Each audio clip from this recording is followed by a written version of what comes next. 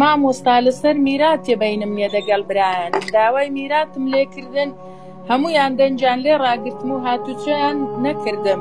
یعنی ئەمیش لەسەر ئەوەندەیە گوتم گەورەی بەس لۆ خوای هاتیە ئەمە کەسن لە کەس گەورەتر نیە هەموون عەبدی خواینا ڕاستە ئەوان پیاون ئەمیش ژنم ئەمیش خوا خەڵقی کردیمە ئەی لەسەر ئەوەی بەڵێ تۆ مافی خۆتە داوای حەقی خۆت بکەی کە میراتی باوکتە بۆتان بەجێماوە ئەوانش تاوانێکی زۆر گەورەکەن و ئەوە حرامە بە قورگی خۆیان و ماڵ و مناڵیان ناکەن یەقینشت هەبێ تەنها بە ئاگر پاکە بنەوە هەر کەسێک هەر برایە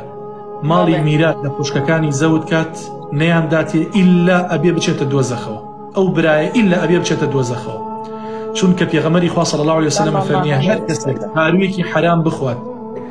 و بزانی ئەمە حرامە و بڵێ من ئەی خۆم ماڵی خەڵکە و داگیری ئەکات ئیلا ئەبێ لە ڕۆژی قیامەتە ئەو لاشەی بە ئاگر بسووتێت بە گەردن ئازایی پاکەوە نابێت ئەمە ماف و حەقی خوشکە بدرێت ئەمە سەرۆت و سامانی باوکە بۆ کچ بەجێ هێشتووە بۆ کوڕ بەجێ هێشتووە لە شەریعەتی ئیسلام دابەشکاری کراوە ئەنجا هەر کەسێک لەم دابەشکاریە زوڵم بکات خوای پەروەردگار ئەو کەسە لە پێش قیامەتە لە دنیاە باجەکەی لێ ئەسەنێت عقوبەیەکی زۆر زۆر بە ئێشی ئەدات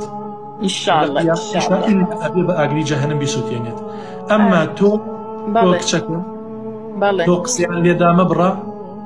لێدامە بڕا ئەوە تۆ مەلەفەکەت تەسلیمی دەستی خوای پەروەردگار بکە بەڵام وەکو قسە دابڕین جائیز نییە ئەوان زوڵمیان کردووە ستەمیان کردووە بەڵام مەسەلەی قسە دابڕین لەگەڵ ئەوانان بە هیچ شێوازیە دروست نییە لە ڕووی شەرعەوە واللهی مامۆستا تەلەفۆنیشم لۆکردن جوابی تەلەفۆنیش نادەنەوە ئەمیش وازم لێ هینان الله سبحانه وتعالى خوای پەروەردگار کارت سەهلکە من نازانم قەزێکە چۆنە بەڵام عمومەن قساکەم هەر کەسێک ئیتر هەر کەسێکە هەر ناوێکی هەیە میرات نەدا بە خوشکەکانی لەناو لە میراتی بێبەشکە خوای گەورە ئیلا بە ئاگری جەهەنەم یعنی شادیانەکە بە ئاگری جەهەنەم ئەو لاشەیان ئەسووتێنێت یەک نمونەیە پیاوێک باشە یەکێ لە کچەکانی بۆی گێڕامەوە باوکم لەناو ئاودەسا ڕوحی دەرچوو کاتێک چوین دەرگاکەمان لی کردەوە دەموچاوی کەوتبوو بە ناوی سیفۆنی ئاودەسەکەیە دەموچاوی لەناو پیسەکەیە بوو ئەستەغفر الله بەڵێ وتی مامۆساگیان والله هەمومان گومانمان وایە باوکم لەو شوێنەیە بۆیە ڕوحی دەرچوو بەو شێوازە دەموچاوی کەوتە ناو پیسەکەی خۆیەوە خوشکەکانی بێبەش کرد لە میراتی باوکی خوشکەکانی بێبەش کرد لە میراتی باوکی بۆیە یعنی هەر لە دنیادا پێش ئەوەی بمری باجەکەی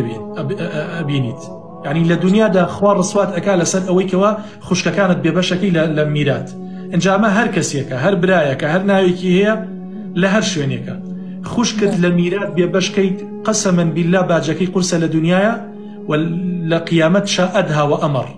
ئیتر ئەوە سووتاننە لە جەهەنەمە والعیاذ بالله کە کەسمان بەرگەی ئەوە ناگرین